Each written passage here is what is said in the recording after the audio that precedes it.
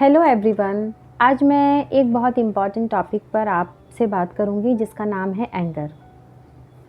लगभग हम सब डेली ही एंग्रली बिहेव करते हैं या फिर किसी के एंगर को फेस करते हैं, लेकिन हम कभी ये नहीं सोचते कि हम इतना गुस्सा करते क्यों हैं। क्यों जिनकी हम केयर करते हैं, जिन्हें हम ऑनेस्टली लव करते हैं, रिस्पेक्ट करते हैं, उन्हें अपने एंगर के कारण खुद से दूर कर देते हैं। क्यों हमें अपने एंगर की कीमत अपने रिलेशंस को खोकर चुकानी पड़ती है। और ये बात हम तब समझ पाते हैं जब हम अपना सब कुछ खो चुके होते हैं। एंगर ऐसा नेगेटिव इमोशन है जिसे वर्ल्ड में हर व्यक्ति बदलना चाहता है, लेकिन बदलाव की तरफ उनका जो मोटिवेशन होता है वो बहुत सरफेस लेवल का होता है देन अदर नेगेटिव इमोशंस।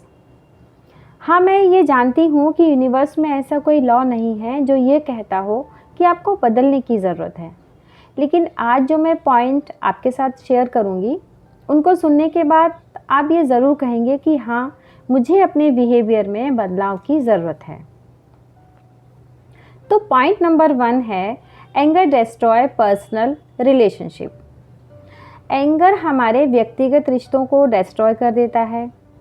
आपके गुस्से के भागीदार जो आपके रिलेशंस होते हैं वो आपके सबसे करीबी और बेस्टीज़ होते हैं। लोगों का मानना है कि हम उन पर अपना गुस्सा निकालते हैं जिन्हें हम पसंद नहीं करते हैं। रॉन्ग।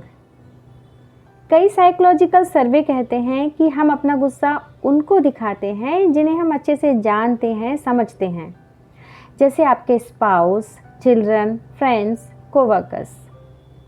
जब हम अनजाने में अपने नियर वन को गुस्से में बुरा भला बोलते हैं तो इससे रिश्ते वीक हो जाते हैं और ट्रस्ट भी कमज़ोर हो जाता है।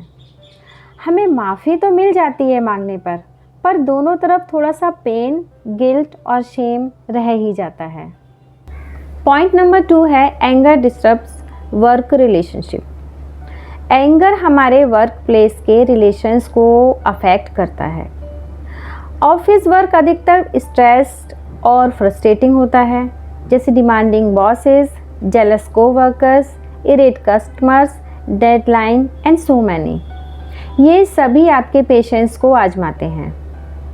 कुछ लोग इस स्ट्रेस और फ्रस्ट्रेशन को कंट्रोल कर कोप अप कर लेते हैं और अधिकतर इसे एंगर के फॉर्म में अपने कोवर्कर्स पर निकालते हैं। इससे 2 इश्यूज सामने आते हैं। पहला, वर्क रिलेशन तो खराब होते ही हैं, साथ साथ सक्सेस और प्रमोशन के चांसेस भी कम हो जाते हैं।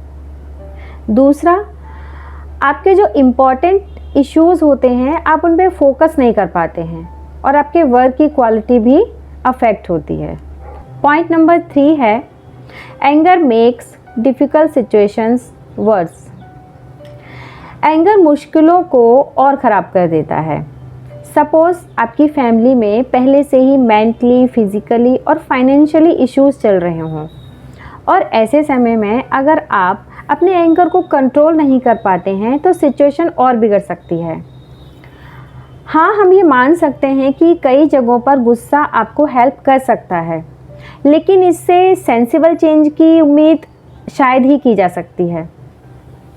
Point number 4, anger sparks aggression. हमारा गुस्सा अग्रेशन को बढ़ावा देता है। कैसे? आप कभी नोटिस करना, जब व्यक्ति को गुस्सा आता है उसका चेहरा लाल हो जाता है और आवाज़ तेज, टोन हार्श हो जाता है। Sometimes we hit and throw the objects.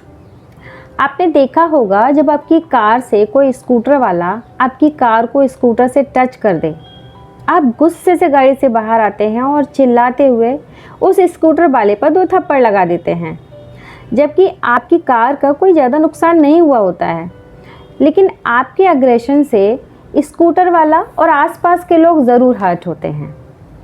Point number 5, anger leads heart disease. इस पॉइंट को सुनने के बाद हो सकता है आप अपने बारे में सोच रहे हो कि मैं तो परफेक्टली हेल्दी हूँ, ये मुझ पर अप्लाई नहीं होता।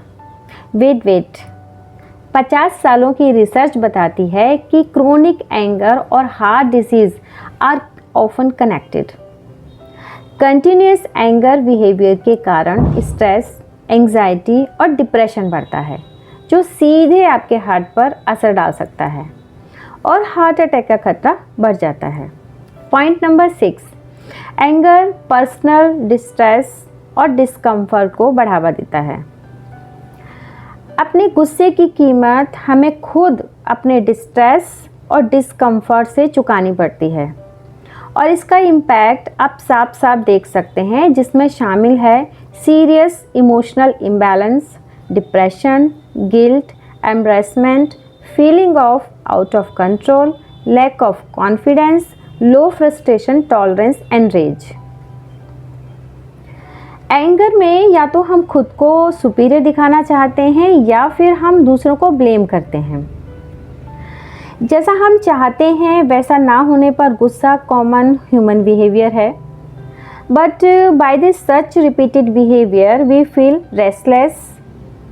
वही सिचुएशन हमारे माइंड में बार बार घूमती है और मेंटल पीस खत्म हो जाता है।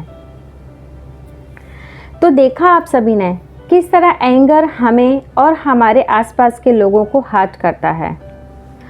Life is difficult and challenging और एंगर एक नेचुरल ह्यूमन इमोशन है, पर शायद ही ये एंगर हमारी प्रॉब्लम को सॉल्व करने में हेल्पफुल है।